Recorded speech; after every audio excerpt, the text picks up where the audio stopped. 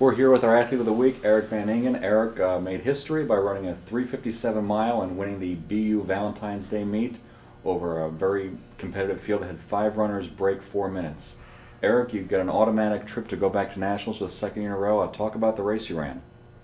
Yeah, it was a pretty hot pace early on, and it came down to a race in the truest sense. It was more than just a bunch of runners, single file, running behind a pace setter. There were 5 guys going into the last quarter mile, and it was a matter of just man-on-man competition, seeing who was going to come out on top, and that led to a fast time. So putting the two together made for just a really exciting race to be a part of, and for a spectator as well. You talked about the spectator atmosphere. You talked about the crowd being deafening on that last lap. Just talk about the thrill of running that last lap, finishing first, and then seeing what your time was.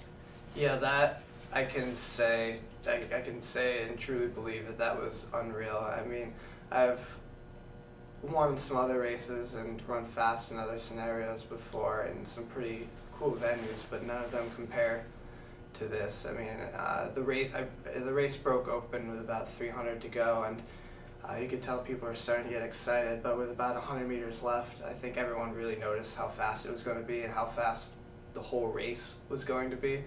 And to start off, the meet has just a lot of athletes and a lot of spectators, so there are physically a lot of bodies in the facility.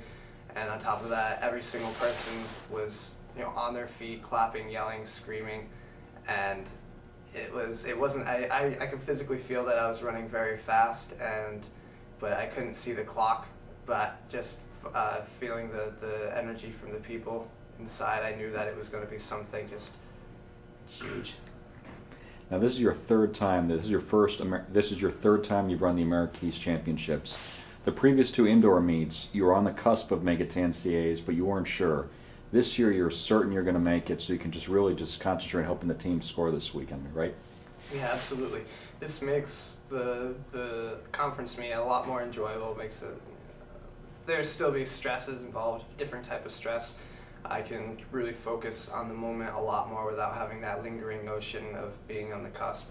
So going into the meet this weekend is just going to be a matter of going out there, competing, having fun, and feeding off of the energy of all the other guys on the team, and hopefully inspiring them to run well, and them running well and inspiring me, and all that good stuff.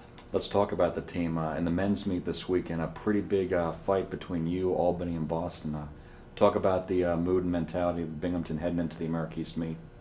Yeah, there are a lot of positive vibes going on. Everyone's really excited to run the conference meet. Statistically, in the past, we've performed very well at Boston in February, so everyone's really excited to compete. And it's this for the first time while I've been at Binghamton, at least.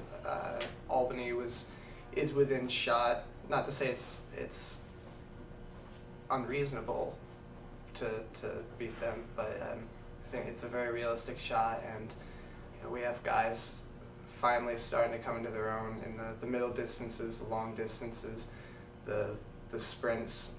Field events have been really coming together, especially in the long and the high, and the pole vault will be a really big point score for us. So everyone throws, everyone is just really excited to hopefully all put it together and have a positive team experience. You mentioned Albany. Boston's been looking pretty good, and you had a guy finish right behind you in third in that mile. So talk about really 3 teams. Talk about Boston especially, going head-to-head to them with the first time since the Americas cross-country meet. Yeah, it's pretty easy to overlook Boston just because I'm looking at the performance list. They certainly are a threat, but just in the past really haven't. So they're really coming out of the woodwork this year, and they are coming off of championship caliber distance squad, and on top of that, they have a strong contingent in the long sprints as well as all the other events. So I think they're built similar to us in regards to strength and weaknesses. So it will definitely be a 3-way fight, and it'll be interesting to see what happens. But I mean, I'm obviously rooting for the Bearcats. Erik, congratulations. Good luck this weekend. Thank you. Okay.